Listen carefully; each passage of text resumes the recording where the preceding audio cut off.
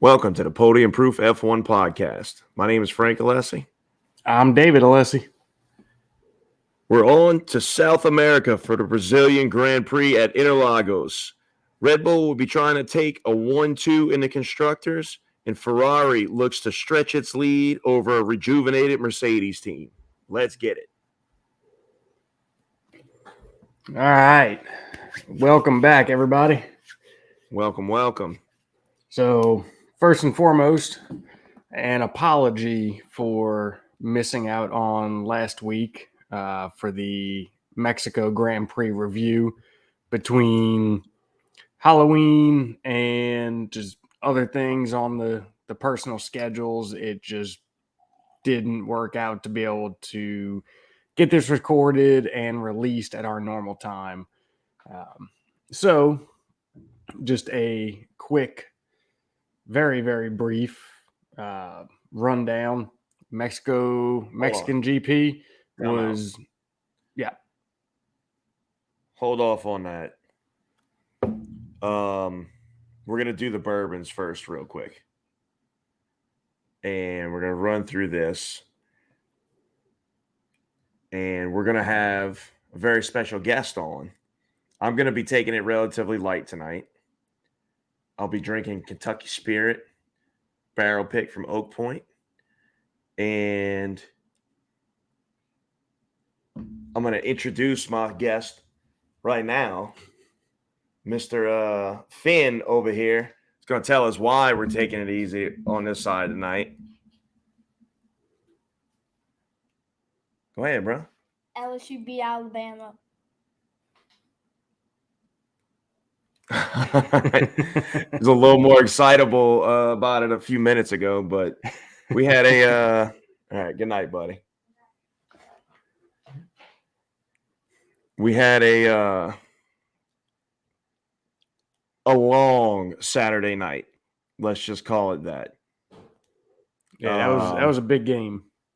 So we'll dive into a little bit of, as previously referenced, I've made football references all the time. I love college football more than anything. So that sets up LSU. First place in the West in the SEC. They win one more. They're done.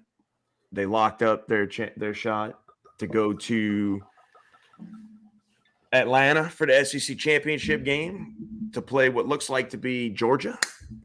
And in a year where we thought we were going to be rebuilding under Brian Kelly, it is turned into an unbelievably surprising season and how quick he's turned it around and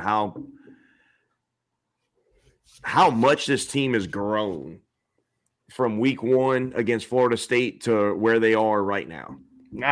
Just unbelievable. Podium Ferrari podcast. I'm tying it in. I'm tying it together. Ferrari should learn and take some notes on how it's done.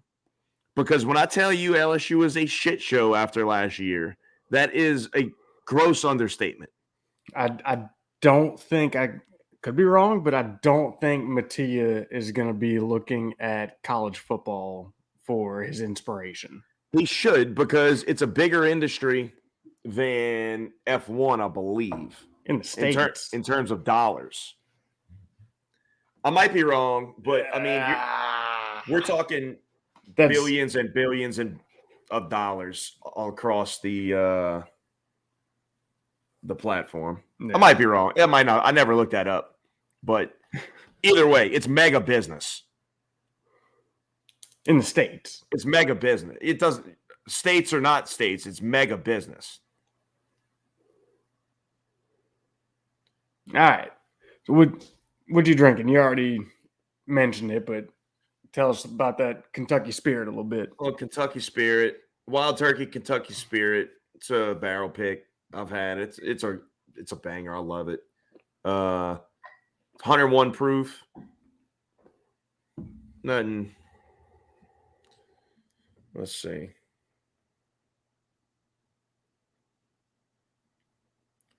Bottled on May 18th, 21. Stored in warehouse F on Rick number 18. Oh, it's a good thing you got Rick 18. Rick 19 wasn't very good. I know. But that's it. All right.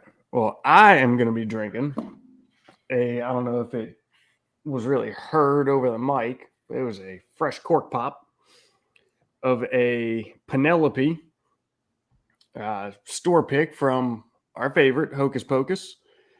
This is a barrel strength 4-grain. So a 4-grain is corn, rye, wheat, and malted barley.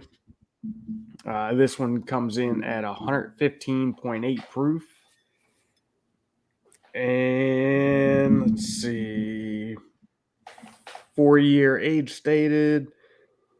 Batch number doesn't really mean anything to any of us. It's really about all I got on it. That's a fantastic bottle. Got the mash bill breakdown: 81% corn, 9% rye, 7% wheat, and 3% barley malt.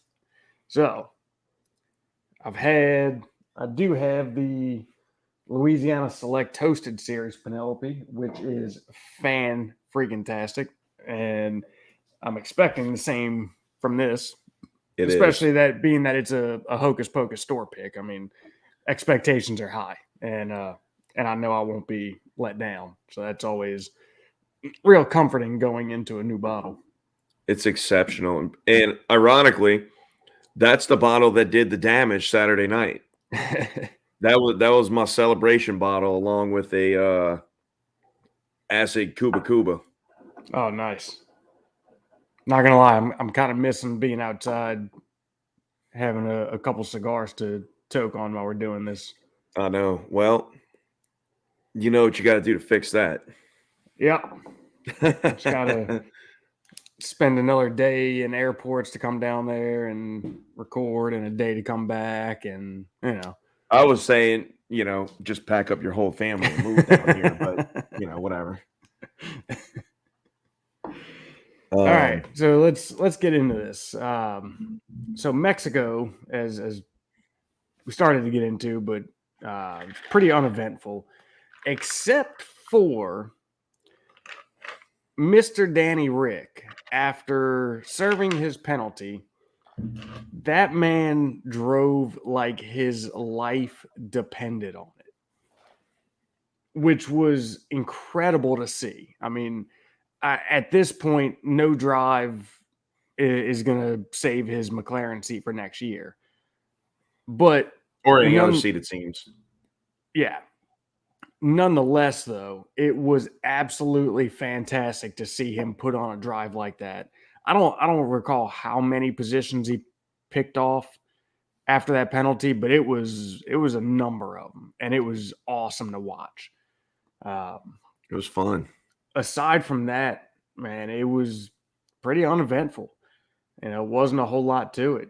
So with that, we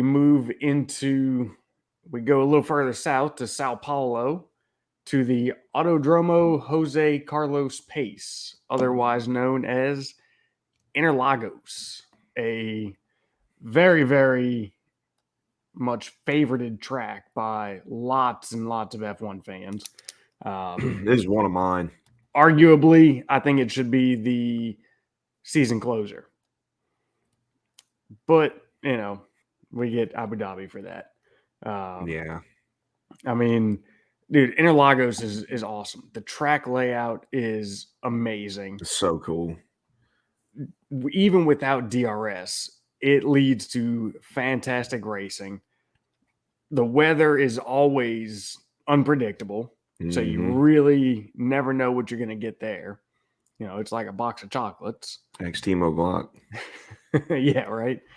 I mean, it's freaking awesome. So it's the Grand Prix will be 71 laps around the 2.6 mile, 15 turn track, 2 DRS zones, front straight, and then from turn 3 to 4. And then we also have a sprint race weekend, which will be a 24 lap sprint. And if you remember last year, the sprint race, Lewis got DQ'd from qualifying for a rear wing infringement. DRS opening was a bit too large, if I remember right. Started from the back, and in 24 laps, climbed 15 positions. Like that was an amazing drive in that short amount of time that he put on. Ended up finishing 5th in the sprint race. Yeah, So- I mean, whatever happened at the closing stages of that of last year. What I don't know if they had to be running the engine more wide open than they typically did, or that what they did for Bottas, because that thing was just. Oh, that's good. It was a missile in a straight Yeah. line. Oh, it absolutely was. Yeah. And Valtteri wasn't even like that. Party mode. Right? It wasn't. Essentially, I guess you could call it that if you want. Yeah. It's just, it was permanent. Yeah. Yeah. You know? Yeah. It wasn't like a selectable setting. But yeah, which made for, on this track, with the way you exit the final turn, and it's an uphill climb, and you are essentially just making a big wrap of a semicircle around on just wide open. Yeah. Dude, this gnat's gonna drive me crazy. But yeah, I mean, it was phenomenal. There was nothing that was going to stop him from winning Brazil. Just the way that track was set up, and it was really incredible about it was they didn't seem to lose anything in the technical parts. Right. Like I guess in general, like how fast they were able to run that car in a straight line. It didn't compromise them in the slower, more technical areas. Right. I mean, it was relatively the same as it was before, pace-wise, through the technical areas. Mm-hmm. Yeah. Yeah. I mean, that was kind of Red Bull's, which was interesting because that was kind of Red Bull's thing last year, was they were the car that was just phenomenal in the technical areas, and Mercedes had a straight line speed. Yep. This year, we saw a complete flip in Ferrari being the car that was outstanding in the technical, low-speed technical stuff, and Red Bull just had a rocket ship. Yeah, yeah. Man, you know what's really incredible about Interlagos is the amount, and I don't know what the elevation change as a whole is, but the amount of undulation, it's a back and forth. Mm-hmm. You know, it's not like Coda, right, where there's this massive climb to turn one and then you come down off that hill. It's a constant up and down, and a lot of the turns are actually pretty blind because of that. I mean, hell, like turn one, you know, with the way the wall is there on the left, you can't really spot the apex till just after you turn in. You know, and there's a handful of other areas there where it's pretty blind up until you're there, you know, just due to that uphill climb and then back down. And it's really pretty incredible. Really makes for what appears to be a fantastic track to drive. You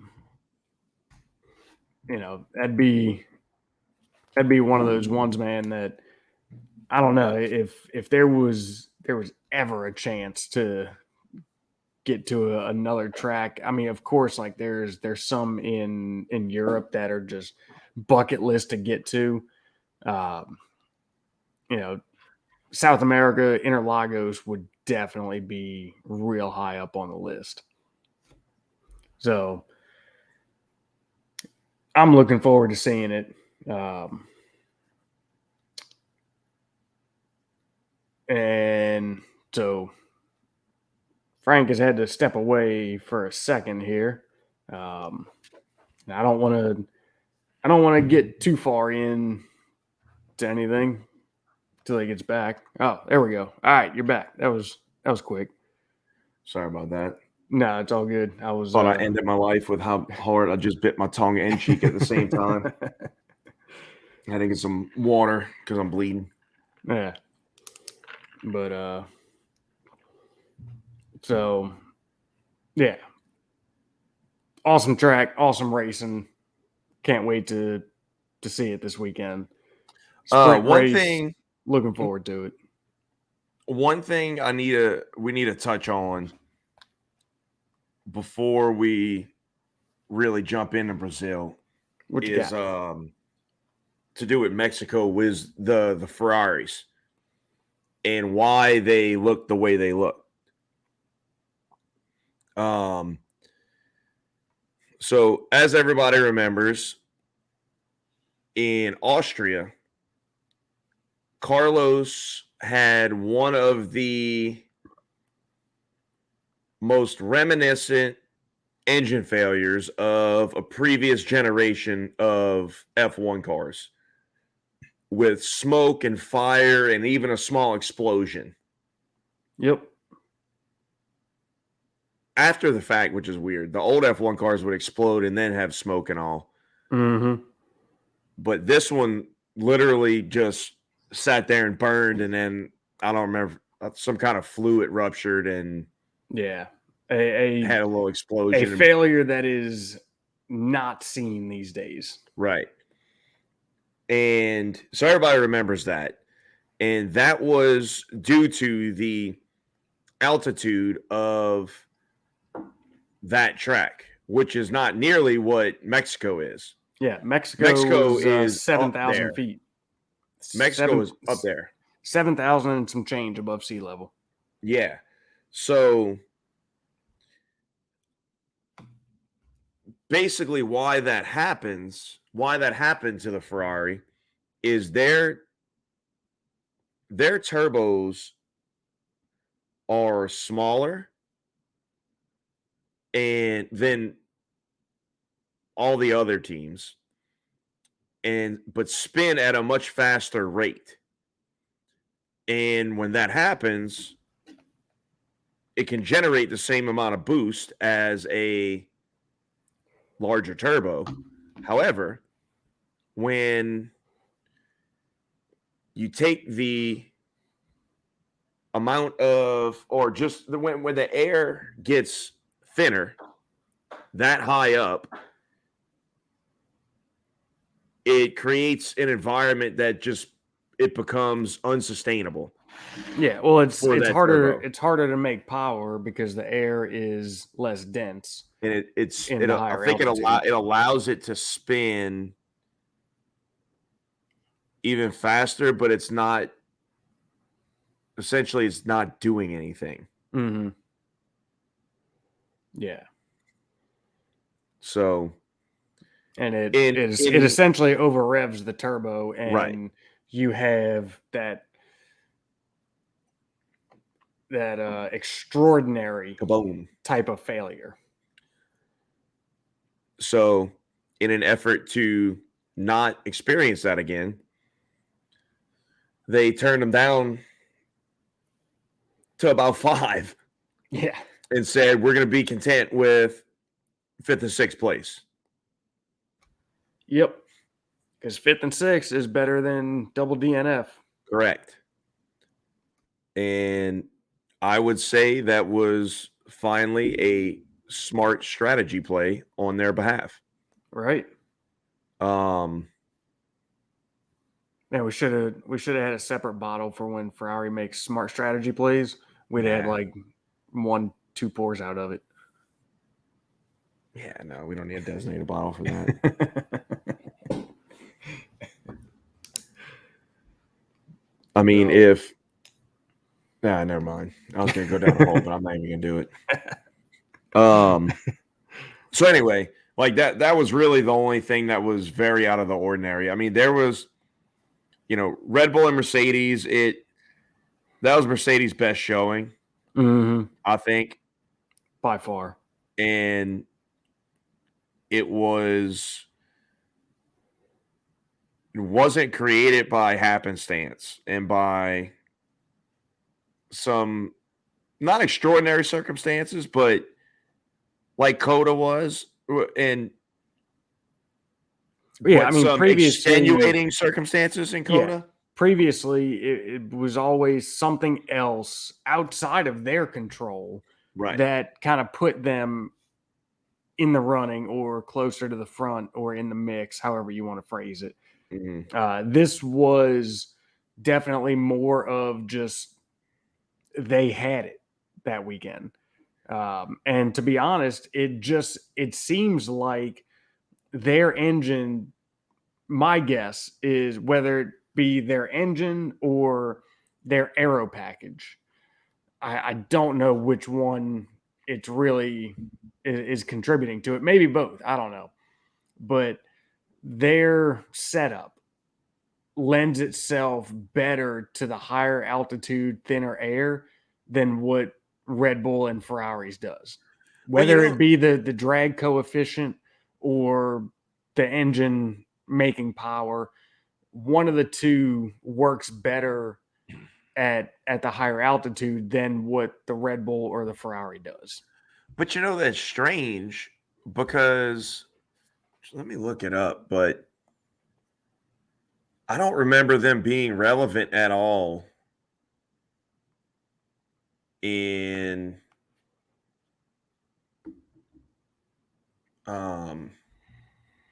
Austria.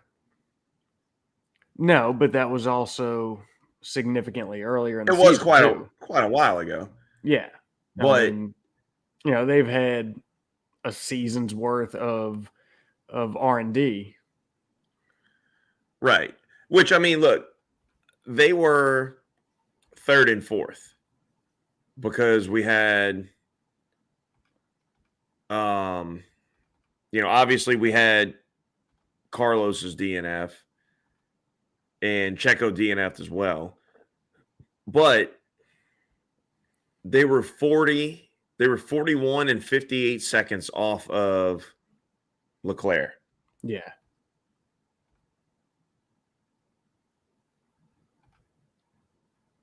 So, I mean, serious progress there. Yeah. But for reference, Austria was race 11. Yeah. And here we are. That was the exact halfway point. Yeah. Yeah. So, good bit of development has happened since then. But nonetheless, great showing for them. They did look very competitive. For whatever reason, they had the pace here. Mm-hmm. So, I'm much more inclined to believe that it's not going to carry on to Brazil. I do think they'll be good in Abu Dhabi. I don't know. It's got a lot of turns that their car is seeming lately to like. It seems like they got a handle on a lot of that rear instability that we were seeing early in the season. And I think that's going to help them out a lot. That style will go a long way in Abu Dhabi. It might. We'll get there. Yeah, that'll be for another episode. Yeah. So more into current and what we can expect to see or what we're looking forward to with Brazil. We've got a lot of battles going on right now between drivers as well as teams, both the constructors and the drivers championship. Excuse me, has a lot of close battles that are going to come down to the very last race. I mean, here we are, second to last race, and we've got between Charles and Checo, we've got 5 points between them. Between Carlos and Lewis, we've got 4 points between them. I mean, let's see, further down the line, we've got Seb and Danny Rick separated by 1 point. K-Meg and Pierre separated by 1 point. Stroll and Mick separated by 1 point. Yuki right there tied with Mick. I mean, there's a lot of battles still happening for position, and especially for Mick right there, that battle with Stroll could be very crucial to his continuing career or not. Yeah. Well, dude, you want to know what's interesting? What I see here is Fernando is 11 points behind Ocon. Mm-hmm. And if you remember, there was a point like halfway through the season where it was staggering how little points Fernando had. Yep. We had referenced it at after one of the races when it kind of caught us off guard. And I want to say Ocon was like 40 or 50 points clear of him. Mm-hmm. Maybe 40 points clear of him because he only had like 17 at the time whenever we looked. Because he had just had issue after issue after issue of problems that was not of his doing. Yeah. And then all of a sudden, the back half of the season, and you're talking about a 11-point gap. And the way Fernando's been driving, I would not be surprised to see that disappear. It's entirely possible and very probable. And I'd be willing to bet that is his motivation right now. Oh, yeah, without a doubt. Hey, and I also want to point out that Nicholas Latifi is in a very close battle. Having driven all season, he is in a very close battle with Nick DeVries, both tied with 2 points. Hey, Hulkenberg's nipping at their heels. Also, Nick DeVries having won Grand Prix. Nicholas Latifi having 19? 20. No, did DeVries? I don't even remember. Yeah, DeVries replaced Albon while Albon was in the hospital. So yeah, Latifi having 20 under his belt for the season, tied with DeVries at 1 Grand Prix. Hell of a season for DeVries. I believe it was announced that Hulkenberg is going to be driving for Haas next year. Was that actually announced? I saw a couple things pop up. I don't know if it was official or not. Dude, I've seen a lot of rumor that it may not be Mick out of a seat next year. Now, I know that I saw that too, but that just doesn't make sense. I know K-Mag has a contract though. Right.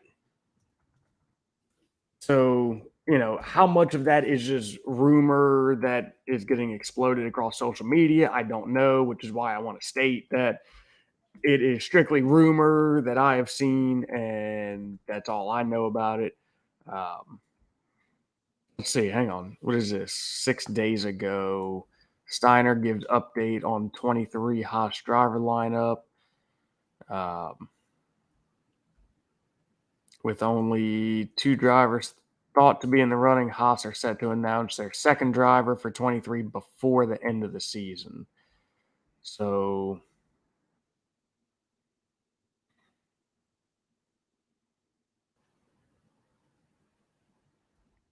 yeah, I mean it doesn't seem like there's any legitimacy to K-Mag being in the hot seat. It seems like it's more between Mick and Hulkenberg. Mm-hmm. But it says so. Gunther said that it will be announced before Abu Dhabi I mean, and potentially before Sao Paulo. And he like, are they? Dude, I can't understand what they're doing there.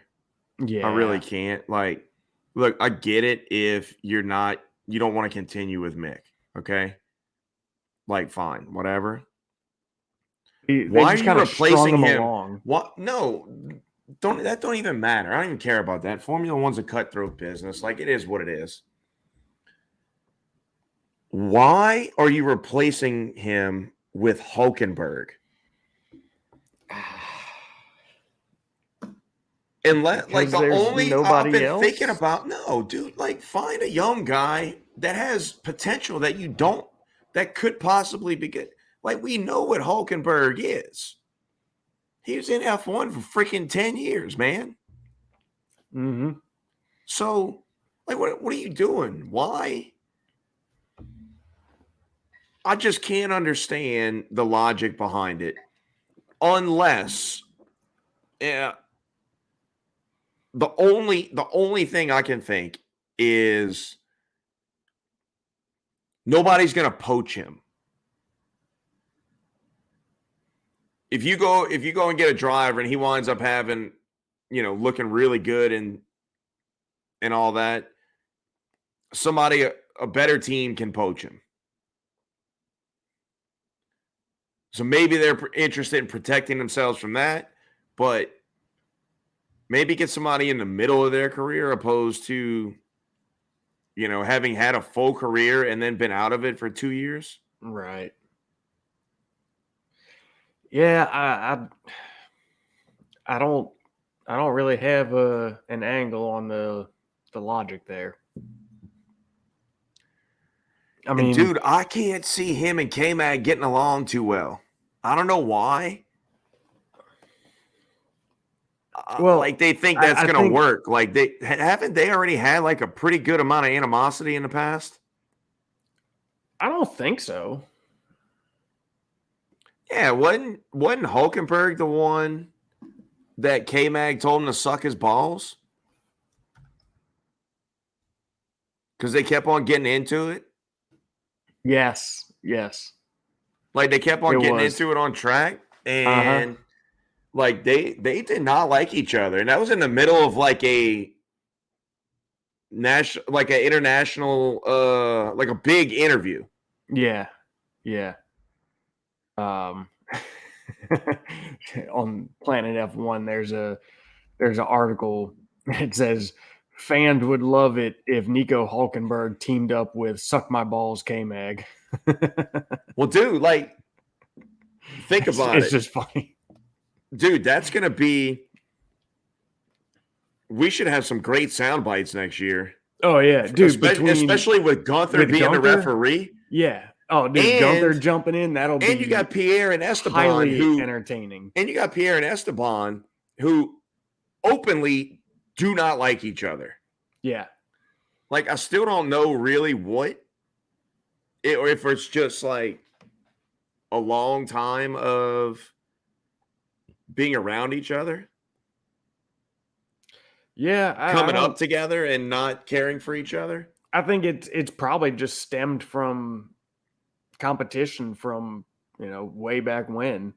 And I'm sure there was an incident somewhere. Because, I mean, competition is one thing, right? Charles and Lando and Max and George, and they all Not competition.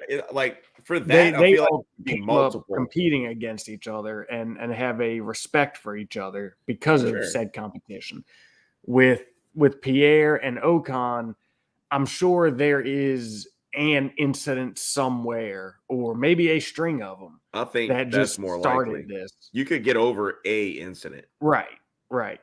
And I think talking about just the entertainment of the radio, you know, Pierre is not afraid to say what he wants to say over the radio. And it's interesting because Pierre is going to be going into a team where Esteban is established. Right. So it'll Right.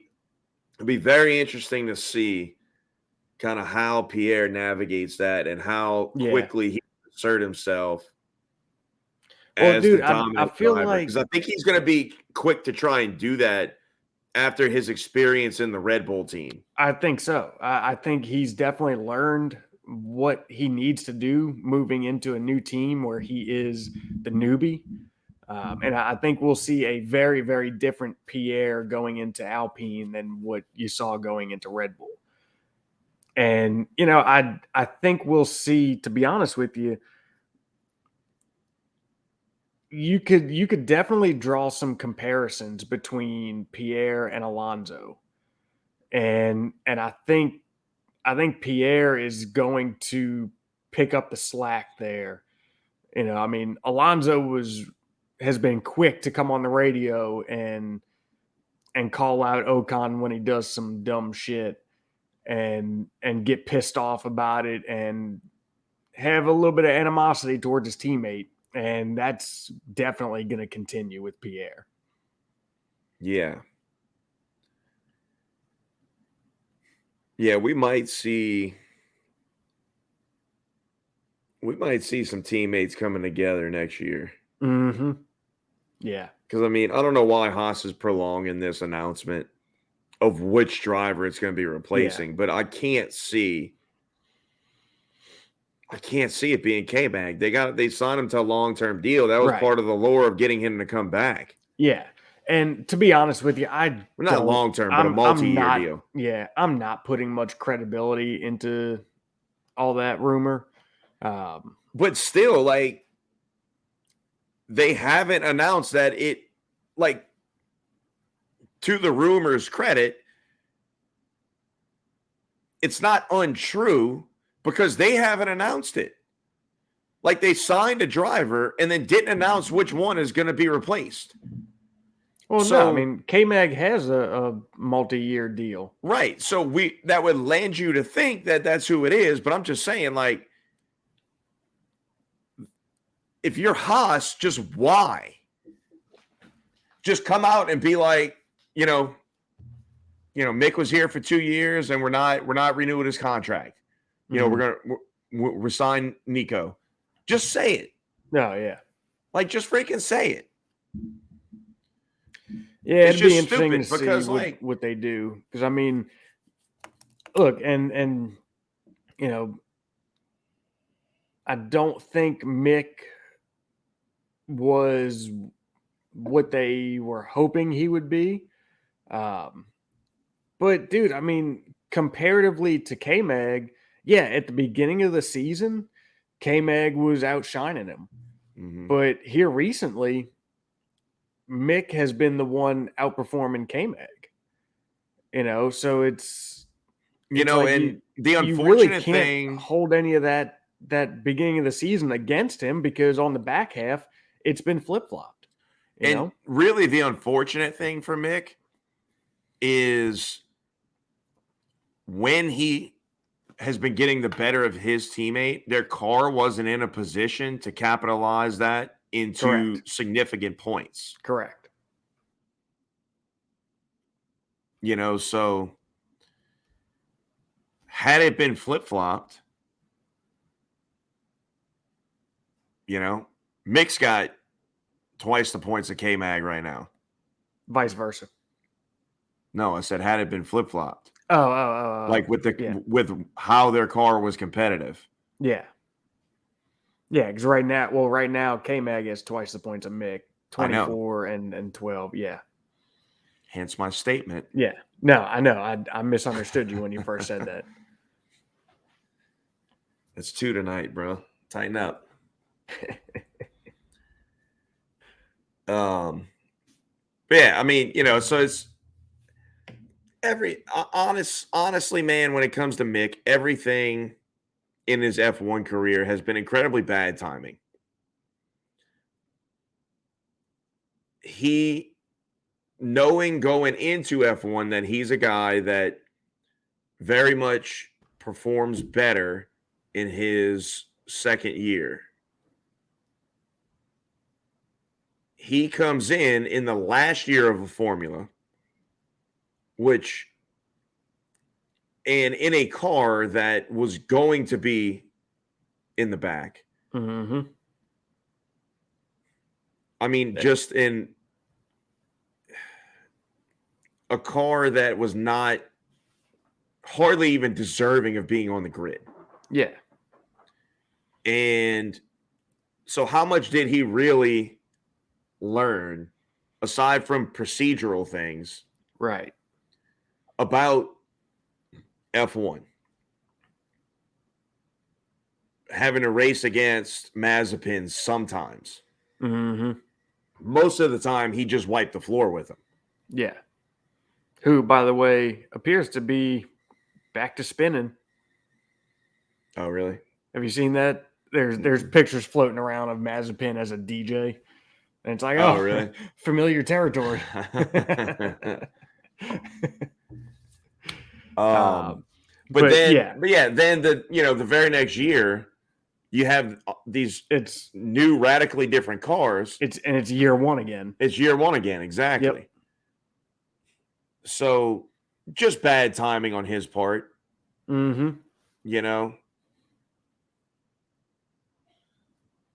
So I mean, I feel for him a little bit. The end of the day, I mean, it's F1, dude. It's a sink or swim now, cutthroat kind of place. Yeah. And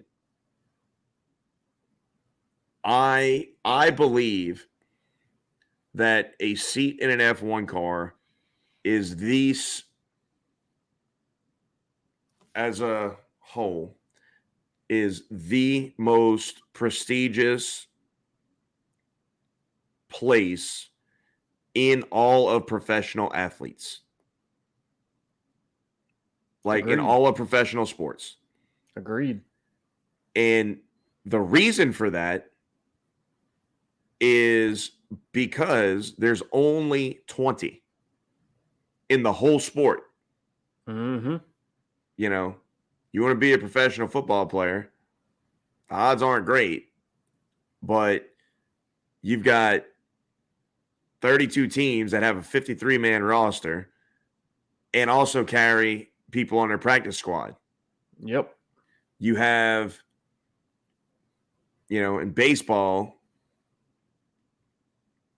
there's if you want to pay your dues in the mine and ride the minors, there's a lot of opportunity there. Mm-hmm. I don't even know how many soccer leagues there are, but it seems like quite a few. Yeah, got me when it comes to soccer. Yeah, that's I don't know. Really. First thing, you kick a ball in the goal in the net. It's cross country with a ball, dude. It's a good way to put it. I would agree with that. In a square. Yep. That's a very good way to put it. I like that. But I mean, there's in the world of professional sports, there's an immense amount of opportunities when you compare these other sports to F1. Right. You have 10 teams. Each team has 2 spots. That's it. Yep. Mm-hmm. Yeah. Like even basketball, okay, you don't make it in the NBA. You go play NBA Europe. You go play professional league over there. Yeah. Same thing with football. You go play Canada. Yeah. So I mean, there's all F1, that's it. You can still race, but it's not the same sport. Yeah. Still racing, but when you're playing football no matter what, or basketball or baseball or whatever. It's the same game. F1, it's not. If you don't make it in F1 and you got to go race IMSA, like I say that like you got to settle, but essentially people that are aspiring F1, that's what they're doing. Well, I mean, there's a handful of IMSA drivers that are trying to get to F1 still. There's a couple that have run F1. I mean, you've got Montoya does some IMSA stuff. Mm-hmm. Kamui Kobayashi does a lot of IMSA. You've got Colton Herta and Pato Award, who are trying to get to F1. They run IMSA stuff. So yeah, I mean it's you could say it's settling, but yeah, to your statement, yeah, it's very, very different. Who won Daytona last year? Overall, yeah, it was we were watching it, wasn't it? It was a former F1 driver in that team, wasn't it? Let's see. I don't remember off Who the the top hell of my was head it? what team. So Meyer Shank won that one. That was Helio Castroneves, Pato Award, Colton Herta. Didn't Colton? Damn it! Didn't he get like a test driver or something in F1? I feel like he's done something more with F1 than what Pato is trying. Mm-hmm. But I don't remember.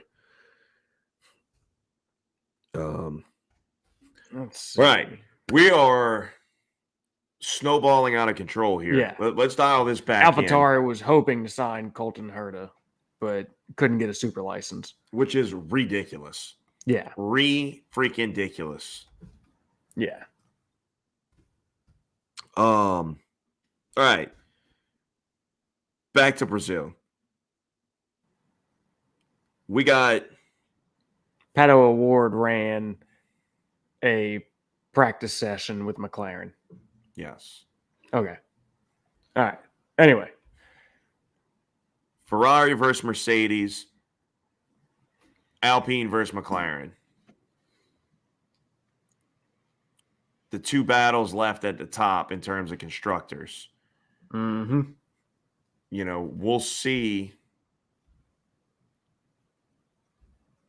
Unless Mercedes has figured something out with their drag, I would venture to guess they're going to struggle mightily being able to overtake any of the Ferraris or Red Bulls. I think that's a fair statement. I think they may be fine on the middle section of this track. Mm-hmm.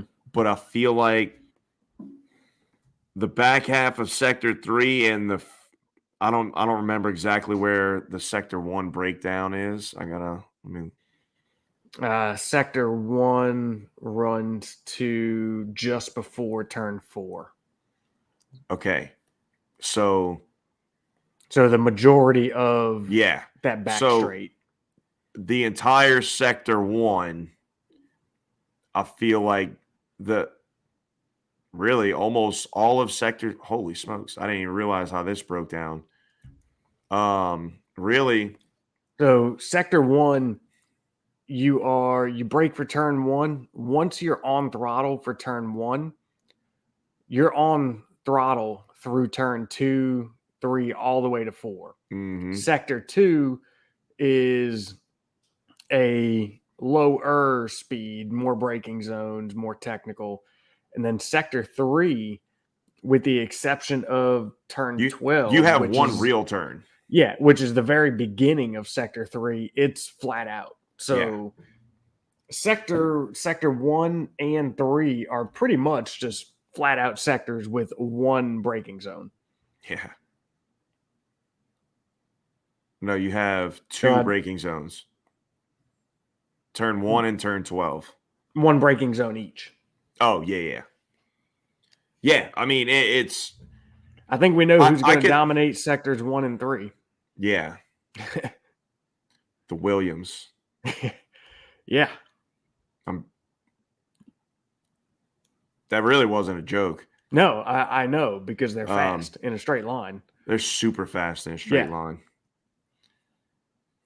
But no, I think Mercedes is going to be very good in Sector 2, but I don't think it'll be enough to where they don't get overtaken back. Like, let's say they were in a position and they were able to make a pass somewhere in here. I think, a Ferrari behind them could track them down very easily through Sector 3, close it down into turn 1, and then make the pass going into the back straight. Yeah. I mean, it's just, like I said, unless they figured something out with their straight line speed and their engine or whatever, or their drag, because it can't be the engine. It's got to be all aero, because look at Williams. Williams runs a Mercedes engine. Yeah, right. Yeah. So, I mean, it's got to be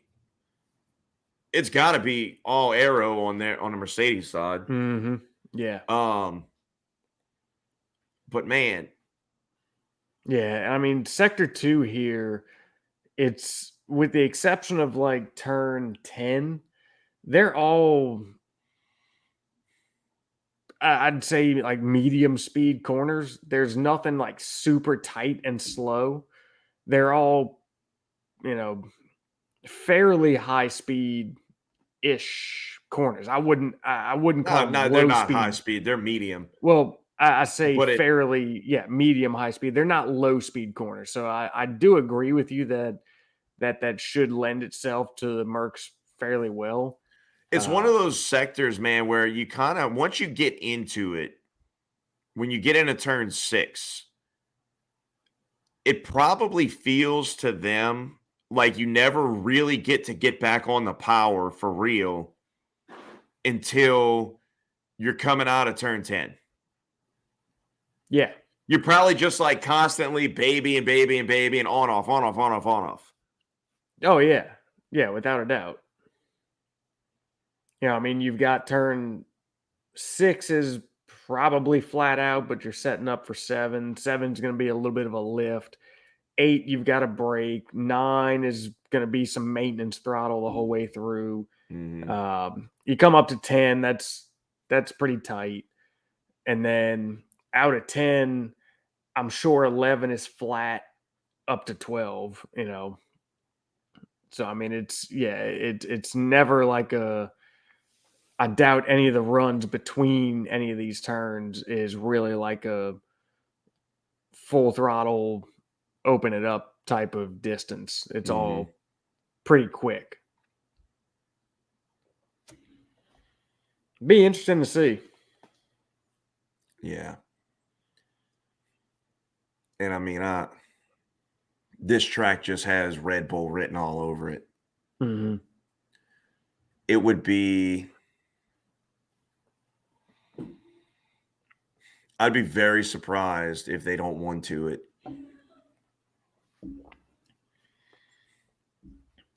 I mean, that's a very good possibility if Checo can produce. I mean, the car absolutely is capable of a 1-2. The team is capable, but can Checo produce that second place finish is the ultimate question. Right. Yeah, you're right, man. You're right. I mean, I don't know. I feel like, look, don't get me wrong. I think Checo's highs have been better than as the number 2 driver, um, than any other combination they've had since Max and Danny Rick. Mm-hmm. However, his lows have been equally as bad as those other drivers. And not Man, honestly, I feel like like not much. he hasn't been as consistent as the rest of them. You know, I mean, yeah, they were not consistently on top. They were consistently a bit further off the pace, but he has been just kind of up and down, you know? Yeah. Like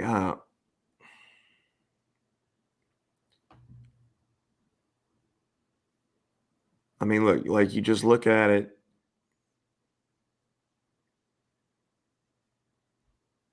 Even in, like as recently as Mexico, 18 seconds behind Max in the same car. Japan, um, 27 seconds behind Max.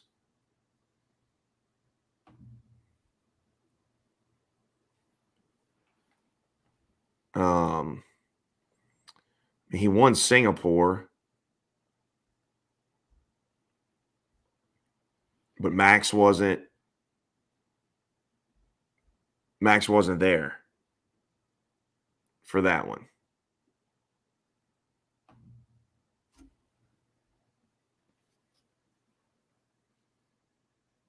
I don't know. It's just that I feel like as good as that car is, there's still a massive amount of points getting left on the table by Red Bull. As scary as that is, Oh, without a doubt. with a year where they're on the brink of scoring 700 points. Mm-hmm. They're at 696. And did you look up the record for that? I did not.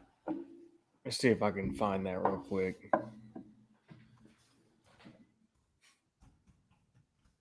I mean, he's just been consistently, like, it's not uncommon to see 20, 30 seconds between them. Yeah.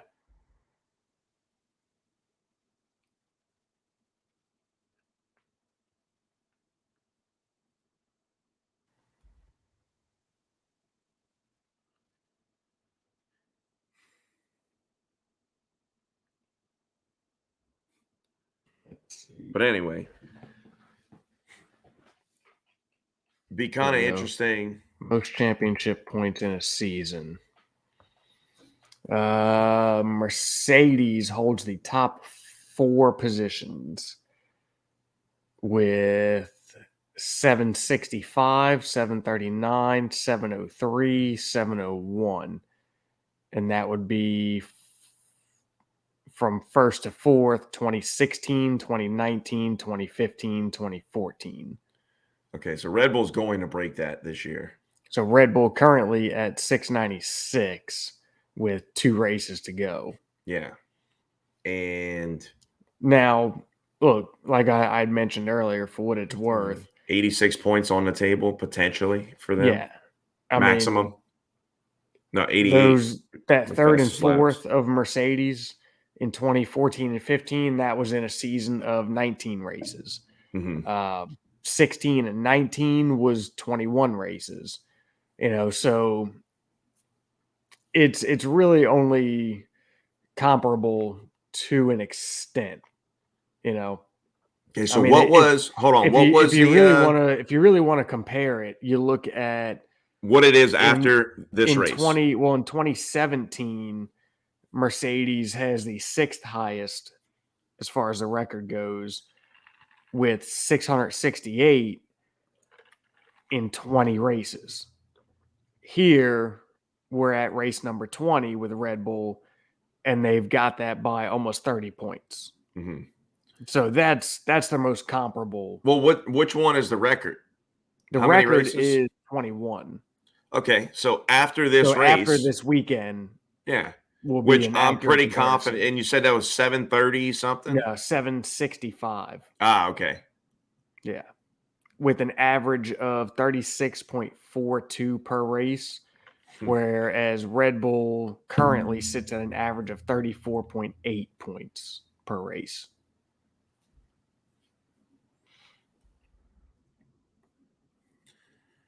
Very impressive. Yeah. All of that. There's a lot of really cool stats and records on this list. You know who has the most points without a win? A little F1 trivia here with you. How recent? It doesn't give me a year. There's, I guess, of all time. Yeah, because hell, Surtees is on this, which that was back in the 70s. The most points without a win. Most points without a win. Ferrari last year? Nope. Force India. I think this is of all time. I don't think this is over a season. I think this is of all time. Yeah. Why am I saying I think? This is of all time. Yeah, it has to be. 987 points, best finish of second place. Yeah, they got close a couple times. Second to that is Toyota with 278 and a second place. Wow, that's a big gap. That's a huge gap. Holy smokes. Yeah. Most points without a World Constructors Championship, Force India. Huh. Yeah, there's some interesting stats here. All right. Well, before we end up going down that rabbit hole. Well, hold on. We're going to have to make a note of this. We're going to have to go back and do the math and adjust Toyota's points for the time frame of now. Right. Because when Toyota made their debut, you were getting 10 for a win. Right, and maybe even down to 6th. Only down to 6th. Mm-hmm. I don't remember exactly when they came in versus the year. I think they switched it in 2003. They went to paying points down to 8. Yeah, something like that. Yeah, because I mean, most of the teams on that record list are teams of that era of scoring. Mm-hmm. Haas is in there, but aside from Haas, you've got BAR, Arrows, Surtees, Jaguar, Lola. You know, it's really a skewed comparison. Yeah. Got to take inflation into account. Yeah, no doubt. So, all right. So one thing that we need to touch on that came out and we would have touched on for the Mexico GP review. Wait. Hold on. Let's finish with Brazil before we jump into that. What else you got on Brazil? Alpine versus McLaren. Yeah, 6 through 9 in the constructors. Well, we talked about them briefly. We do need to touch on Alpine and McLaren though, because they are currently separated by, drum roll as soon as I get to it, 7 points. 9 points. No, 7 points. Yeah. I'll tell you what, if Danny Rick can pull out another drive like he did in Mexico after his penalty, McLaren might be looking to take that number 4 spot back. Yeah. I think that was circumstantial. Oh, But completely. either way, Give we him another hadn't seen him penalty. drive like that. Yeah. We haven't seen him feel that comfortable in the car Mm-hmm. to even be able to do that in some other situations where he's been on better strategies than the people in front of him Yeah. and had fresher tires. Yep. I mean, I wouldn't bank on it. And I would expect the Alpine to be a little stronger here than the McLaren. Mm-hmm. Yeah, it can stretch its legs a little bit. Yeah. Yeah, no Which, doubt. tendencies of cars this year have kind of been maybe relevant for 4 or 5 races for the most part. I feel like for a lot of these teams And it seems where like like it all changes. yeah, like or maybe it doesn't change drastically, but it just kind of slightly changes and slightly evens itself out, Mm-hmm. which is it's normal, that's pretty normal for the first year of a new set of aero regs.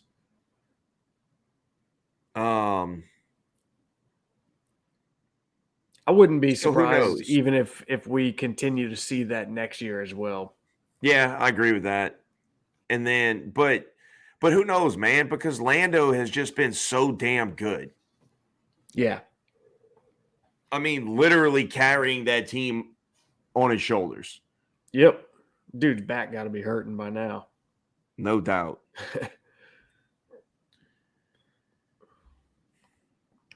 And hell, Aston Lando is Martin's been looking sitting. strong.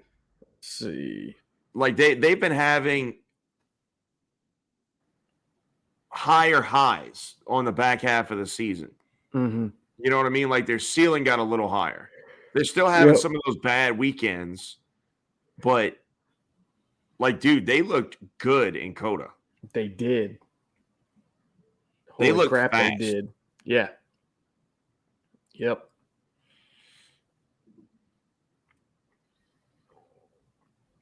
Yeah, Seb appeared to be very comfortable at Coda. Yeah. So I mean, there's a lot, and this is a good track for passing, man, and good tight racing. Yep. It really is. You're going to see a lot of action this week. I sure hope so. And well, I think the way it sets up, like for this midfield, is there's always been a very large group of cars Mm-hmm. in the midfield, and it kind of varies as to who it is. It does, yeah.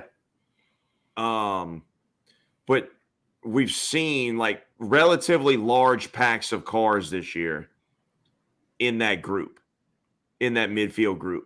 Mm-hmm. And this track, with that being the case, that the back of sector 3 leading into the S's, and then down that back straight, it's just going to lend itself because the Senna S's, I believe, correct? Yeah. That braking zone always catches people out because you're losing elevation. It's an awkward angle the way you slope into the corner. The track kind of then falls away the other way. It's such what looks to be difficult corner on a corner that appears to be pretty straightforward. And is very much not. Right. Yeah. But I think what you're going to see is that break a lot of these DRS trains. Mm-hmm. And they'll fall back in line, but there'll be a lot of overtakes in the process, whether it's through turn 2 and 3, or it allows people to close down and just set you up and nail you on that back straight. Yeah, well, and turn one, I mean, as demonstrated by Lewis last year, dude, turn one, you can lunge Oh yeah. in Well, turn and one. there's so much room. There is. There is. I forget who it was, but dude, Lewis made this lunge. I want to say it might have been on Lando. I want to say it was one of the McLarens. But dude, he came from way back, and watching it, it looks like with how late he had to get on the brakes, it's like, holy crap, there's no way he makes that. And dude, it looked just as effortless as could be.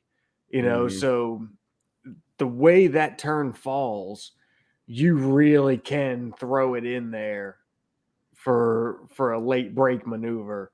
And I think we're going to see a lot of that. Mm-hmm. Because that's what these guys are going to have to do to work their way up in these DRS trains that we know we're going to have, one or two of. Right. It's going to take something like that. But turn one here, you can do that and make it stick. You can also turn it into a torpedo. Yeah, it could. It could. But if you pull it off, then you get through, turn 2 and 3, and the detection zone is before turn 1, I believe, isn't it? So you'd still have the DRS for the back straight. Hang on, let me pull that back up. I thought I saw.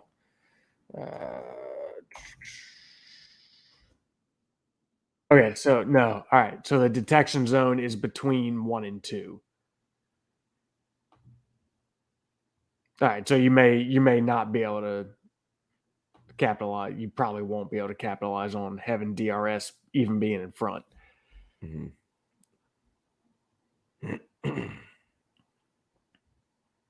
But nonetheless, I mean, if you get that inside line on 1, you can probably squeeze whoever's on the outside, and you'll have the better line through 2 and 3 and get a better exit. So, yeah, it's easy to put them kind of off. Yeah. Off their game to where they get a terrible run and a terrible time getting on the power because they're so out of whack. Yeah. So one of the many places where Interlagos should give us some real good, exciting racing. Mm-hmm. So, yeah, and then the constructors standings from 6th place to 9th place is separated by, how many points is that? 20? Not even 20. And the constructors, let me pull that one back up. 18 From points. 6 to 9. 18 points. Yeah. So, I mean, look, P6 is up for grabs for any of them. One strong weekend, and you could, from one of the lower teams, from AlphaTauri, who's sitting in P9, and all of a sudden, you just made your team millions of dollars. Yeah. Well, I mean, dude, look, Alfa Romeo is sitting in P6, and this second half of the year, they hadn't been good in 11 races. Right. Now, granted, Bottas has had the last 2. How did he do in Coda? What did he finish? I feel like the last 2 races, Bottas has kind of come back. What was he? Bottas DNF'd. He caused he caused the safety car. He DNF'd in Coda. That's right. So yeah, I mean, so with that, Alfa Romeo is leading that P6 through P9 train. Haas is in P8. Dude, if Haas pulls together a race like what we saw out of them in the beginning of the year, and Alfa Romeo kind of continues what we've seen from them this second half, then that could easily be flipped. Likewise, AlphaTauri could pull one out, or so could Aston Martin. I mean, it's really anybody's game at this point. So the interesting thing is, I think Aston Martin's Aston the Martin, one to put the money on, if anybody. I would disagree because, for one, we really don't know what that car likes because it's so Jekyll and Hyde. Mm-hmm. And it's been bad more than it's been good. But here lately, it's been more good than bad. I don't know. I think it's just been a little like kind of like we talked about earlier. Like the ceiling just got higher, but the lows are still bad. Yeah. I mean, they weren't they terrible in Mexico? I gotta look that back up, but I'm pretty sure they were really bad. They finished 14-15. Yeah. Haas was 16-17. Which they were compromised again by the Ferrari engine. Yeah. Alfa Romeo as well. Alfa Romeo had and P10 Bottas got a P10. and 13. Yeah. But yeah, I mean, look, and there's been with Aston Martin, it's the car, because there's been quite a lot of times where Seb and Lance are right around each other. Mm-hmm. I mean, right around, a place either back to back or in that same train. And, maybe they don't finish like that because maybe one of them does something where, they spin or they get in a wreck or something bad happens or whatever. But I feel like they've kind of lived in the same group for most of the season. I feel like there's been quite a bit of times where they finish back to back. Mm-hmm. But I wouldn't put my money. I would not put my money on them to come out of that strongest. You want to? We're gonna do this. We're gonna write this down. Yeah, I was just about to say that. The P6 through 9 battle.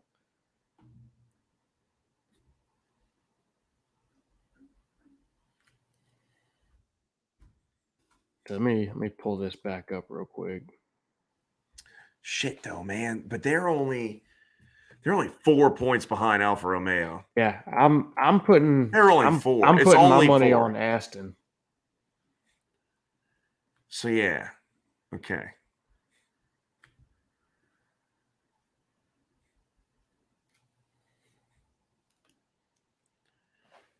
So I was thinking of it in a different manner before, not realizing that they were only 4 behind. So what I'm going to say that they're going to finish 6th.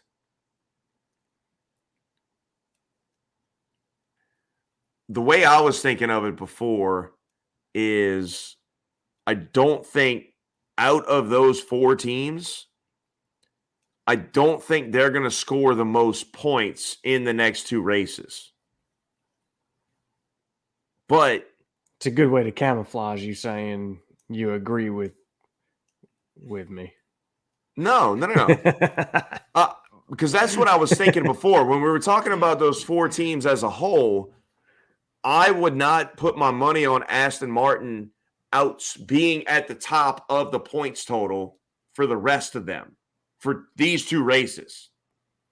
But them only being 4 behind. Well, we weren't Alfa talking Romeo, about these 2 races. We were talking about P6 and the constructors. Right. Which comes down to these 2 races. So I don't have faith in Alfa Romeo. Because even when it seems like even when they do have a strong car, something happens. something negative happens. Yeah. You know, Joe started out. I think Joe's going to be really good, but he hasn't shown to be able to get what Valtteri can out of it. Obviously, like you wouldn't expect that of him, but nonetheless, that could be an issue in terms of securing this P6. Mm-hmm.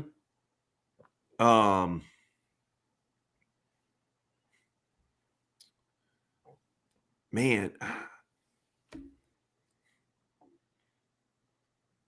Where's your money? Wood pony.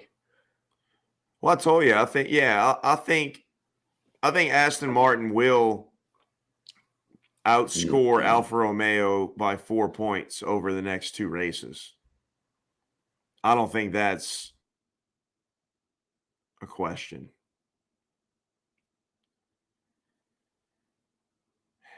Are we picking the whole order or just who's in P6? I was just picking who's going to win that P6 through 9 battle. Mm.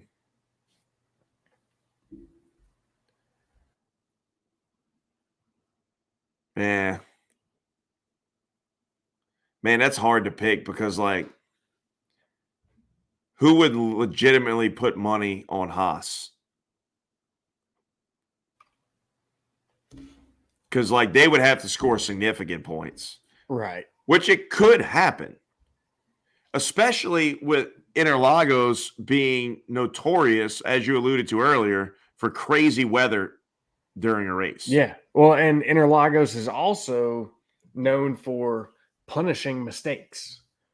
This is also true. It's an old school circuit in that aspect. Yeah. Right. Gravel traps, baby. Yep. So, I mean, you know, anything could happen. Anything's possible. Yeah, but I mean, reconsidering it, 4 points. Dude, Alpha just doesn't. They haven't shown me enough in the second half of the season to make me think they're going to hold on to that. No, absolutely not.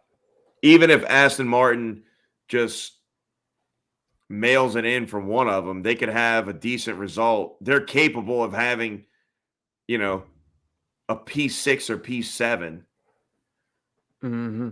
followed by a P8 Right. in the same with the other car. Yep. So, yeah. I mean, they're capable of a double points. Yeah, I'll go with them. I think they'll do it. Well, this didn't turn out to be much of a competition. No.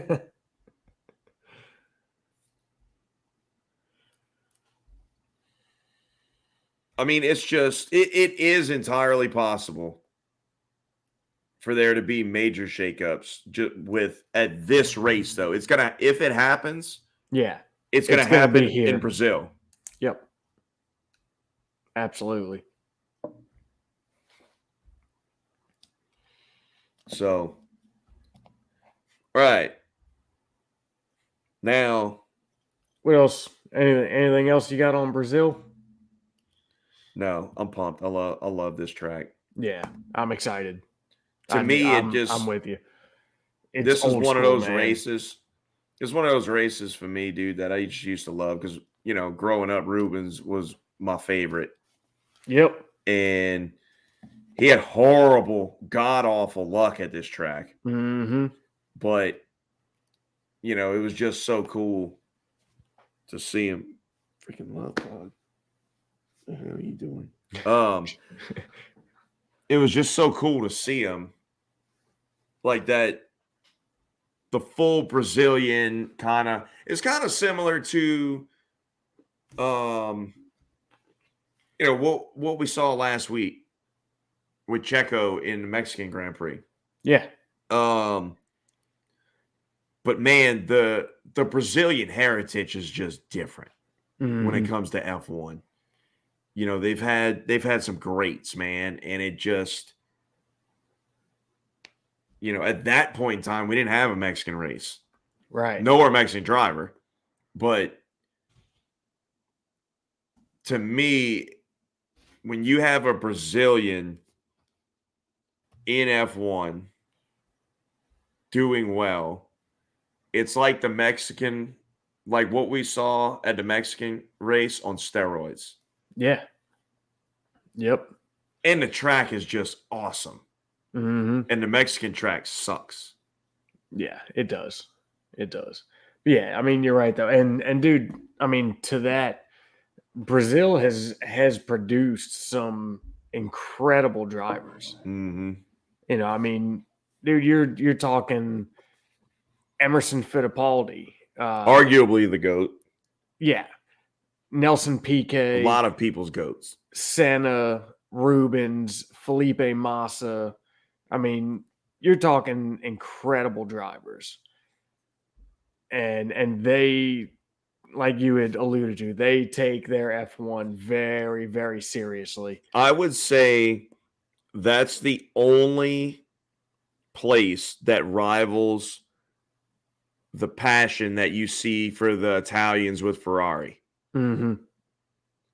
Except it's Yeah. more driver centric, not team specific. Right. Yep. Absolutely. So, all right. yeah.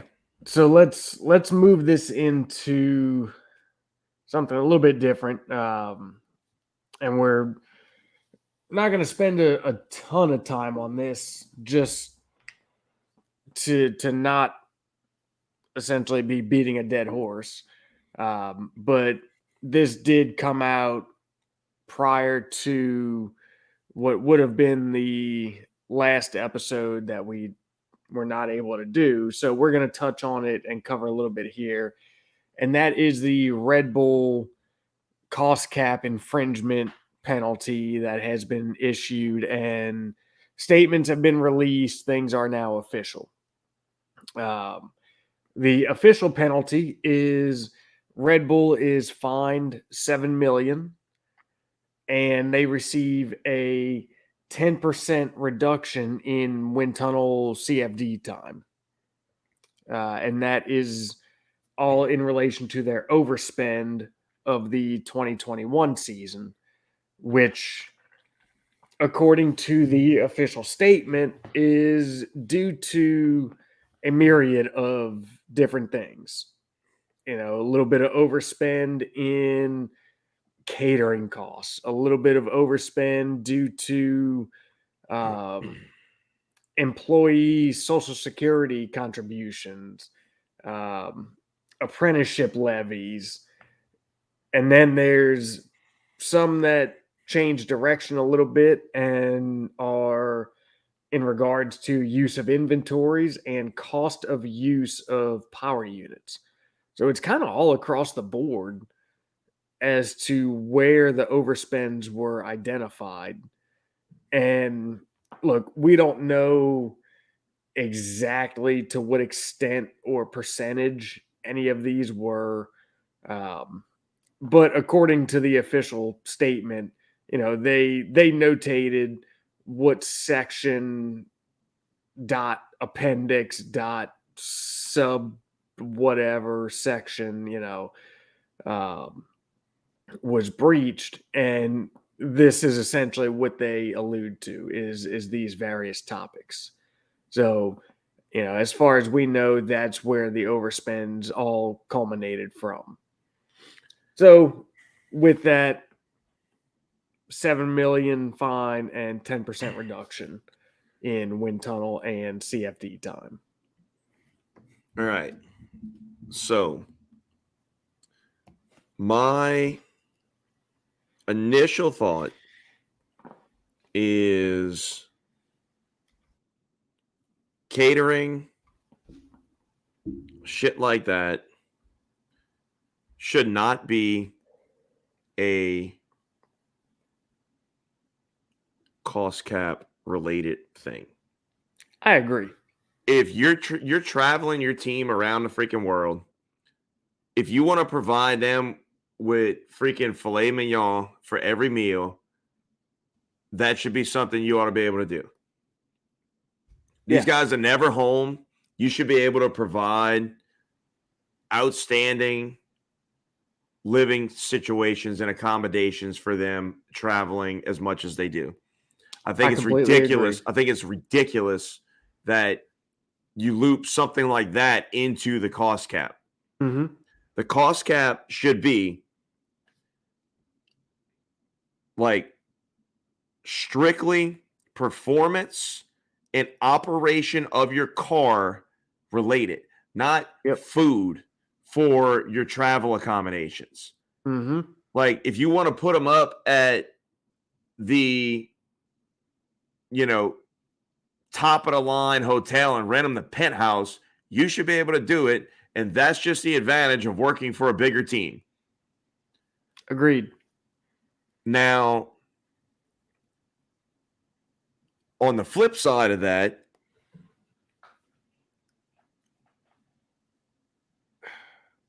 that's not the rule.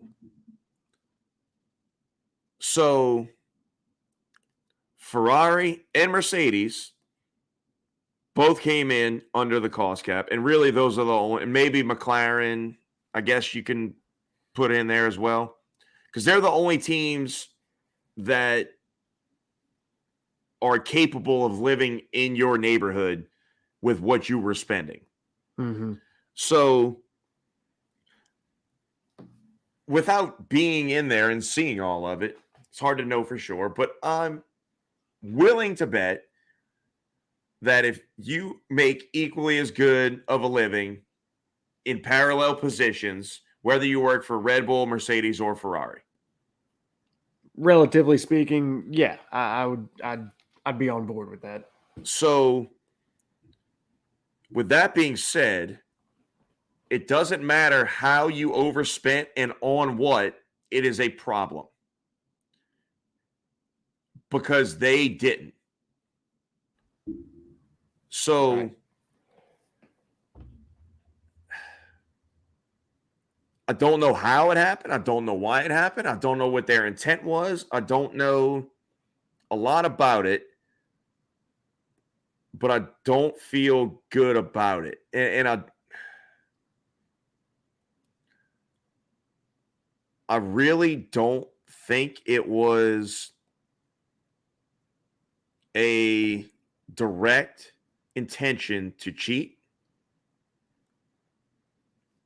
However, the action may have lent itself to the same results, Mm-hmm. even if it wasn't intentional. Right. It may, I feel like it could have easily had the same results as if it wasn't intentional. An intentional coup to cheat. Right. So I think the fine is stupid because $7 million fine doesn't mean shit to Red Bull when they used to spend $500 million a year right on their F1 program, and they spent 145 plus a little bit last year. Right. I think the only meaningful penalty in terms of if you're gonna have it part of it be financial is if you deduct it from the cost cap for the following season. Which I was actually just trying to find. I don't remember if that is the case. No, it's not. It's not. Okay. No, All no. right. It is not. It is strictly a just pay this straight up fine. Pay this fine. There was no deductions from the cost cap. Okay. I was trying to find confirmation. I thought that was the case, but a $1 million fine and reduction in cost cap spending for next year would have had a much larger and been a much stiffer penalty than a $20 million fine strictly monetary. Right. Has nothing to do with your spend for next year. Mm-hmm. Yep. So I think that was essentially an irrelevant part of the penalty. Yeah. The wind tunnel reduction time, I think, will hinder them significantly. Yeah, well, I mean, they're already going to have the least amount of Right. time. That will hinder them significantly because they're still finding out a lot about these cars. Yep. And I feel But- like, honestly, I feel like this off-season's wind tunnel and CFD time is more important than last year going into this season, because now that you have had an entire season to learn this car, you know so much more about this car, what it likes, what it doesn't like, how it reacts to this and that. This wind tunnel and CFD time is way more important, I feel like, than this time last year. So I do feel like that 10% reduction, on top of the fact they're already going to have the least amount of time, will be detrimental to them. Yes. And that, as it should be, regardless of why, regardless of if we think that you should be able to feed your employees filet mignon and put them up in the penthouse suites, regardless if we think that shouldn't matter, the fact is it does matter. Right. And everybody else stayed within and you didn't. So it is what it is, and you have to, now you have to lay in the grave, you dug it, time to lay in it. And there's a lot of, which I don't disagree with. There's a lot of people screaming that, look, after the whole Ferrari engine debacle, it compromised them for 2 years.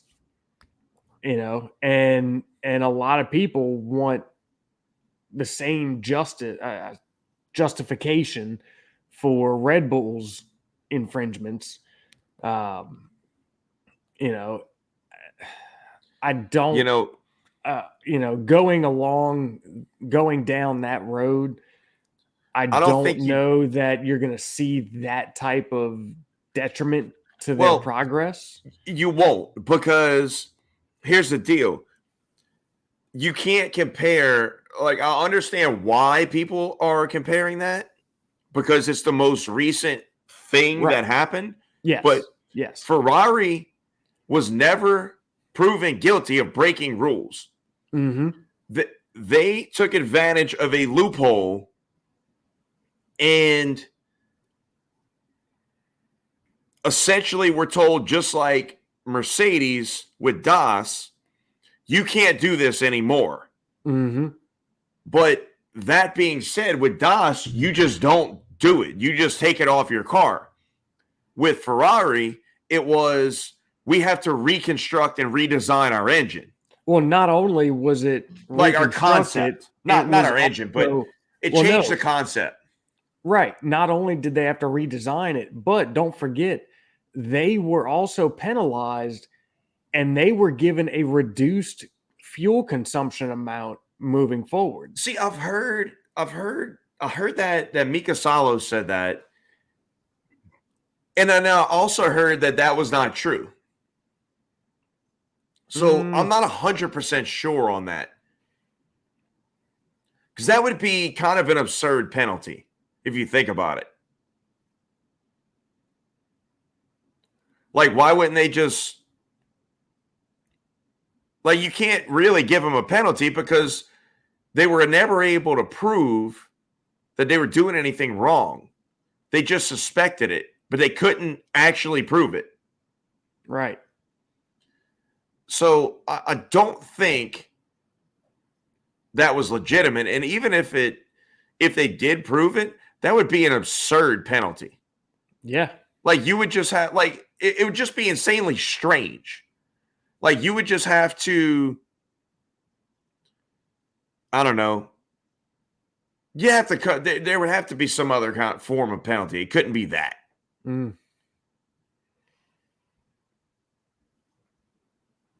We'll never know. Not this generation, for sure. Yeah. But maybe we'll know when the Piranha Club 2 book comes out. But anyway, back to Red Bull.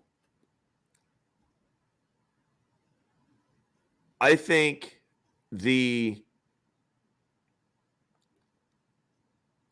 I'm still kind of torn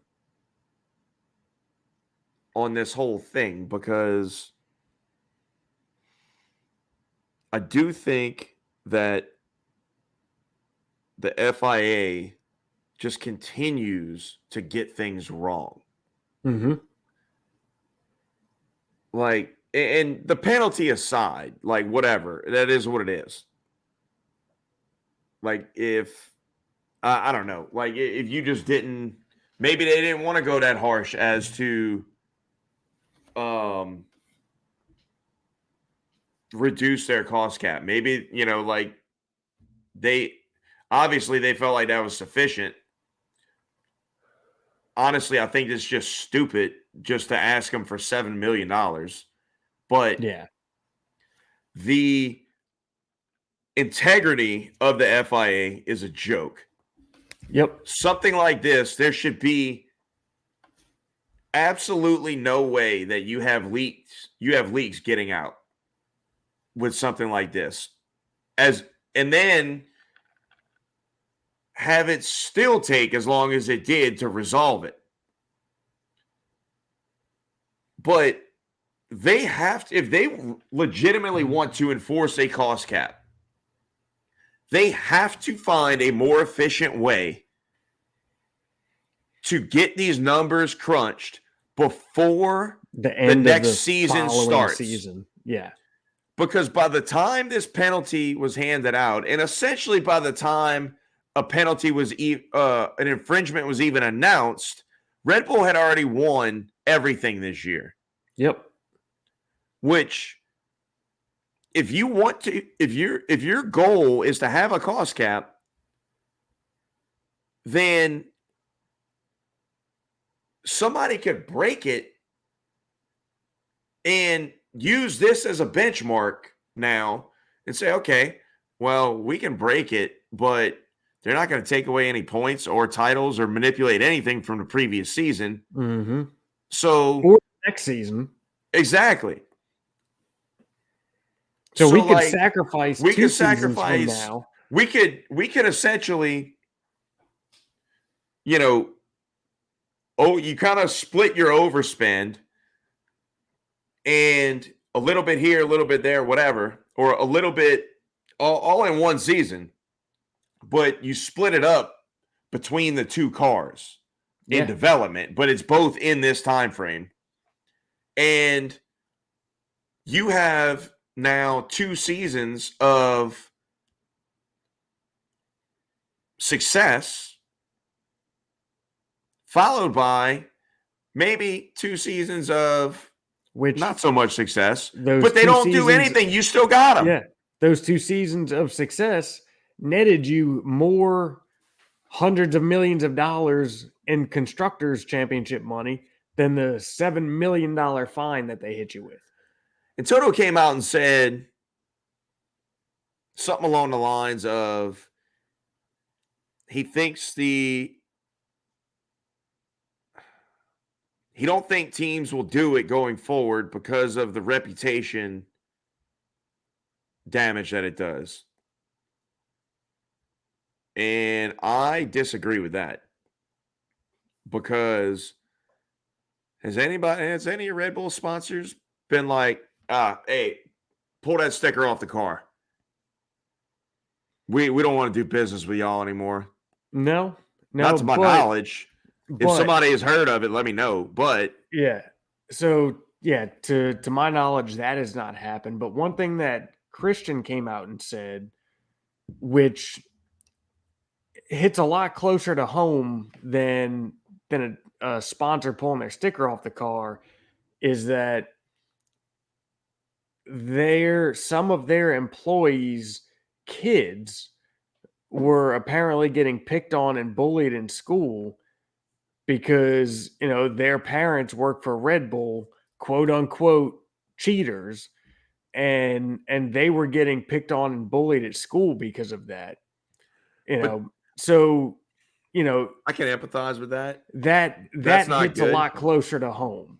Sure, that's not good, but that is really a whole nother problem Oh, it absolutely in is. F1 itself. It absolutely And is. in But society now in nonetheless, general. though, it's still that reputation factor, right? Like no CEO is going to willingly, or I shouldn't say will not, should not willingly do something knowing that it's going to cause anguish or stress or whatever to his employees, her employees, and their families and kids. So,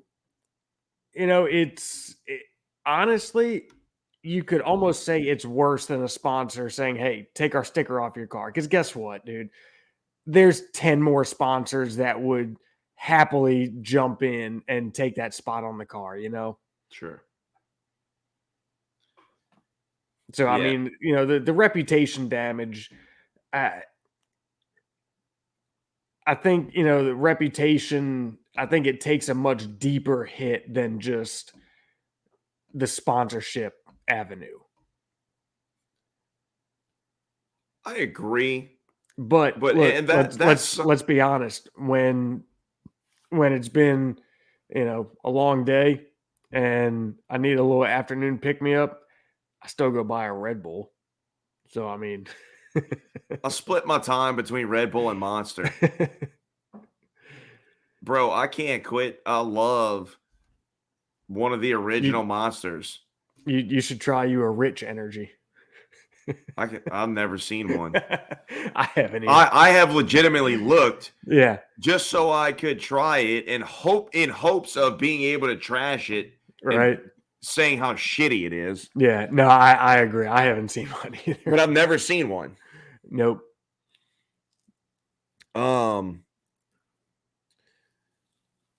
I did finally go get one of the coffee monsters today. They're freaking amazing, aren't they? It was really good. Yeah. That's what I'm I saying. typically defaulted to the Starbucks one just because, like they're a coffee company. Like I figured they did coffee better. They don't. Mm-hmm. That monster was better than a No, Starbucks dude, that stuff. Monster Java, the Mean Bean. Yep, that's it. It's freaking awesome, dude. I'm gonna do the caramel tomorrow. The salted caramel, that's a good one. Oh, yeah. If you can they've got the Irish and they've got the Kona blend as well. Really good. But we're snowballing here. Yeah. But yeah, you should try Oh, it. relevant. Monster's a sponsor of Mercedes. Yeah. Yeah. So they are. It's all relevant.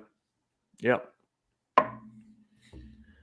But yeah, look, that whole issue what Christian talked about, I think that in general is not only have to do with the kids. I think it has to do with pretty much anybody who's a fan of F1 that gets involved in any kind of thing on social media in any of these pages. I think it's a horrible, horrible problem that we have right now. And I think it just kind of bleeds over from what seems like every other aspect of society right now. And it's just so people get so entrenched in this thing, in a side or a team or a driver. And dude, like the things I'm a fan of Formula One first and foremost. And I feel like the way in which people are attacking others over their who they like has gotten insane and absurd. It has. Because and I don't know why that happened. I don't know why all of a sudden it's a problem. But like if you're a Lewis fan and you hate Max's guts, I don't know why. Like I understand, trust me. I've been as diehard of a sports fan as you could imagine my entire life. When I was little, in lieu of allowance, I would do my chores in order to stay up to watch the second half of Monday Night Football. No shit. Yep. So I can appreciate a disdain for a rival. However, the level in which I have seen an astronomical amount of people on both sides, like this Max and Lewis thing, it has just become insane, man. And it's not like it's not something that's new to F1 in terms of having two rivals like this and going at it in a hard manner. That's something that you could grab any era of F1 And it's there. You know, look at Michael Schumacher when Montoya burst onto the scene in that Williams. Bro, them two went at it. And you know what you never heard? In Interlagos, might I add. Well, that was the like the start of it. Yeah. That was like the first time. But like they took some jabs at one another. But like that was it. Like it wasn't like Montoya would say something about him, about Schumacher or vice versa. And then it was like, but that's it. We'll move on. Next week's another week. Yeah. Well, I mean, they knew, like, they were going hard at each other, and like they understood that, all right, this weekend, he went a little too far. The next weekend, they knew that I went a little too far. And it was kind of a back and forth. Like, it was just a hard competition, hard rivalry. But there was still a mutual respect and understanding, And look, not to derail this entire podcast into something completely different, but what you're alluding to is just society as a whole these days and the direction it's gone. And that's what it comes down to. It comes down to a lack of respect for somebody else's opinion. Well, and guess what? It's their freaking opinion. They're entitled to it. And that's what it comes down to, is a lack of respect for that in general. And I feel like social media is kind of like the catalyst for that. But dude, like it's upsetting to me that as tuned in as I am to, I don't know, a significant amount of sports, and I can't speak to soccer, but I can speak to just about the rest of them in terms of our US-based sports. It is not to the level that the hatred is in F1. It is not. Look, LSU beat Bama this week. It was an incredible week for us. But it's not. Bama has been the thorn in our side as the LSU fans since the coach that brought us to prominence left, went to the NFL, then came back to Bama. Like, if that isn't the ultimate salt in the wound, I mean, that would be the equivalent of Christian Horner retiring, Toto leaving and retiring for a year, and then Red Bull hiring Toto. And him doing what he did at Red Bull, at Mercedes, and doubling it for Red Bull. Yeah. So, trust me, I get it. However, you still have to respect the accomplishment in itself. And yeah, you might not like the way they go about it. You might think somebody gets favored. But guess what? When somebody is good, or let me rephrase that. When somebody is great, you tend to get the benefit of the doubt when it comes to officiating calls, whether that's a referee or a steward. It just tends to be that way. The ball always seems to bounce your way.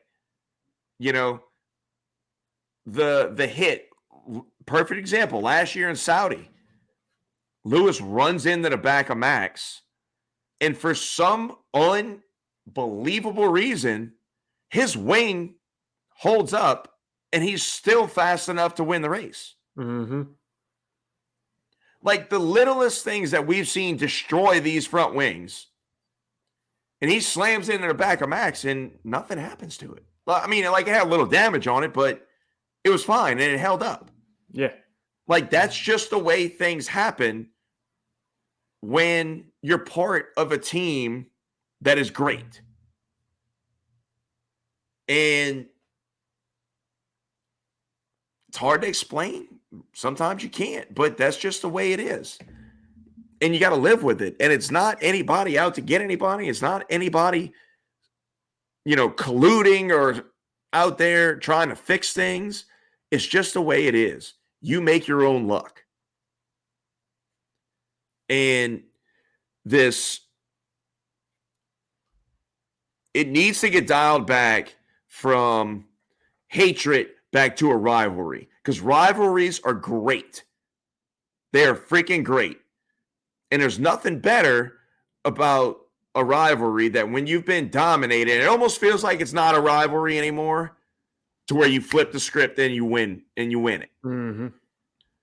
So I know we've kind of got off topic here, but I feel like that needed to be said, because it makes people that just absolutely love the sport so much want to disengage from the sport. I've seen so many people, man, that just write like normal posts on these Facebook groups about a driver that they like and just get destroyed. Like the things in the comments are just insane. Like the fact that there's so many assholes out there that are willing to voice their opinion towards somebody who means no harm by a comment and has no ill intention in a comment at all is stunning. And that's the kind of shit that needs to end. Yep. Everybody's a keyboard warrior. Yeah. So anyway, I'll get off my soapbox on that. You unlocked it a little bit there. Yeah. It's not like we don't always tend to go down rabbit holes. Yeah. So, all right. So with that, what's your opinion of Red Bull and this penalty and all? Man, I kind of hijacked the podcast for a little bit there. I'm kind of with you. Like, dude, there's certain ways I look at it, and I think, okay, that seems fair. But then I kind of dig into another angle of it and dissect it a different way, and it's like, that I really don't feel like that does it any justice. I'm in complete agreement that the $7 million fine is pointless. And I feel like it's just there as like the dressing on top to try to make it look like they did something bigger. Man, it's really hard to say, right? I mean,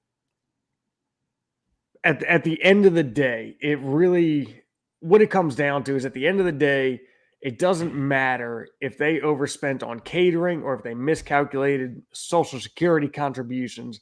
They overspent, point blank, end of discussion.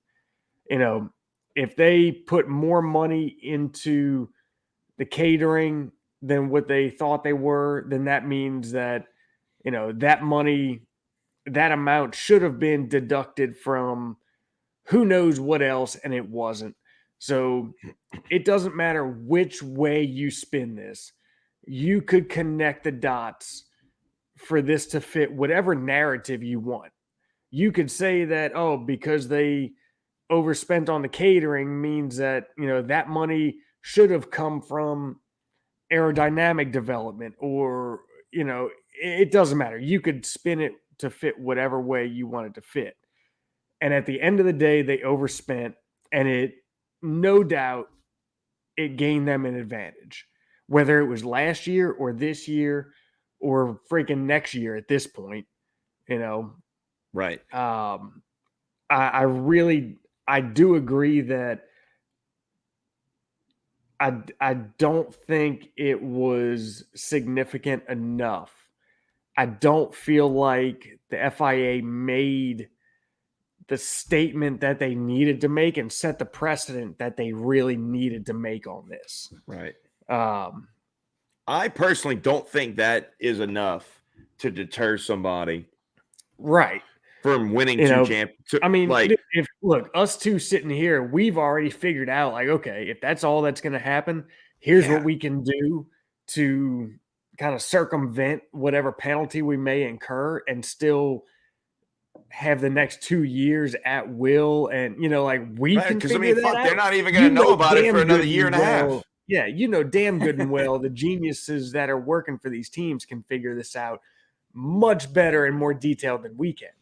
So, like, I don't know, man. I don't think it was enough. At the end of the day, I don't think it was enough. There's a way I could spin this and look at it, and I could start to kind of think, well, maybe it was, maybe it will be.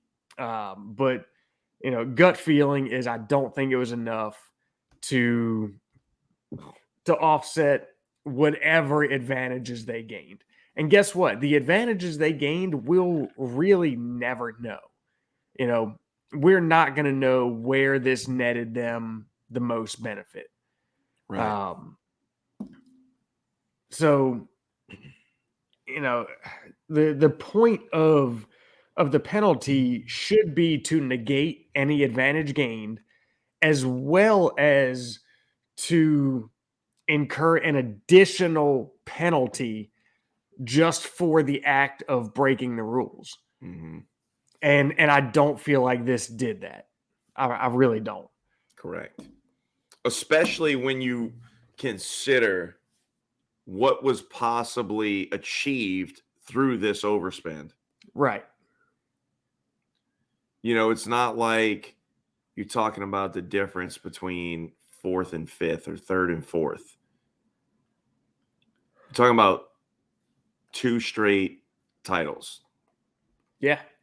And also, let's get one other thing straight from my end. I think in no way does that diminish what Max has done and the level that Max has been at these last 2 years. Oh yeah. No. Yeah. I'm glad you said that, actually. Yeah. Because we hadn't mentioned that, right? Regardless of what the team did and what the car is capable of. Like, Max isn't sitting there in these budget meetings. Right. If you, well, I mean, the way to look at that is if you take every other team out of the equation, right? So we're not talking about the Red Bull car versus the Mercedes or the Ferrari. If you take the Red Bull car, Max versus Checo, what Max has done with that car is absolutely phenomenal, and agreed. None of this at all should take away from how incredible Max is and the accomplishment of what he has done with that car.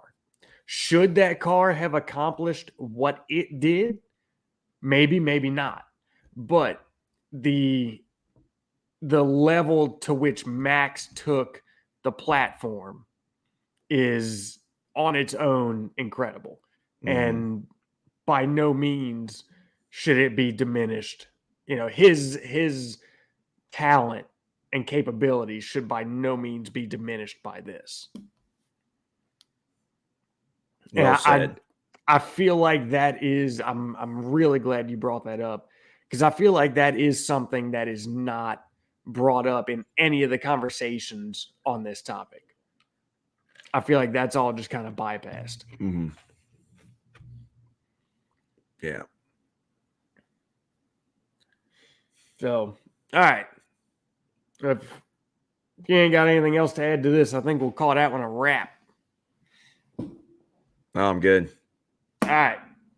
So, on that topic of Max and his week after week dominance, I'll leave you with this. If you win a race, the next race, it's a question mark. Are you still the best or not? That's what is funny. But that's what is interesting.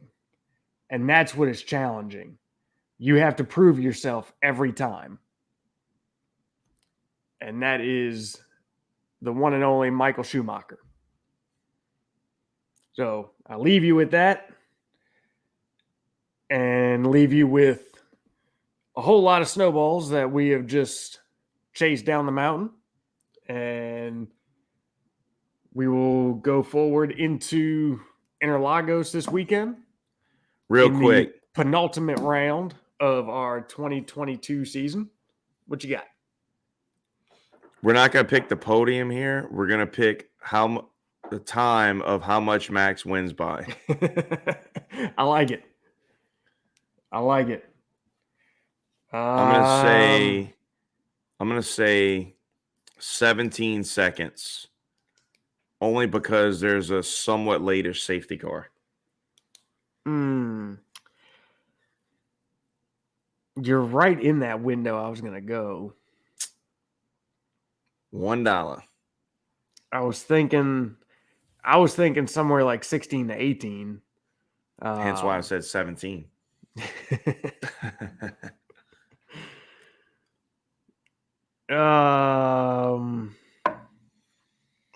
You know what? I'm going to go 15. All right, so you got 17 seconds. I'm going to go 15. All right, we'll see how we do on that. Yeah. Change it up a little bit on this one because I feel like here again this weekend, Max is going to show that he's the best and he's going to prove himself yet again. Is he due week for in and week an out? Engine? Is he due for a problem? Not likely. Not likely. Shit. Has he? I don't think he's had a problem mechanically since Australia. He had that part where he collected half of an AlphaTauri. Yeah. And then what happened in Singapore?